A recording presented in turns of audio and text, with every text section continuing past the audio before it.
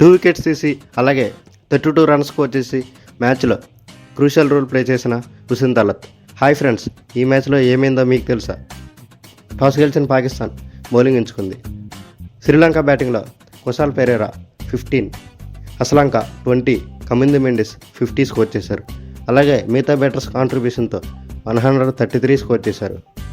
పాకిస్తాన్ బౌలింగ్లో సైన్స్ Afridi 3 wickets, Haris Rauf 2 wickets, Hussain Talat 2 wickets తీశారు.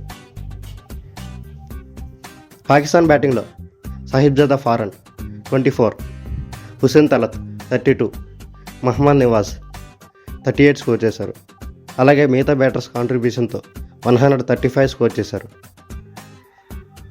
శ్రీలంక బౌలింగ్లో మహేష్ దీక్షణ్ 2 వికెట్స్, హసరంగా 2 వికెట్స్ తీశారు.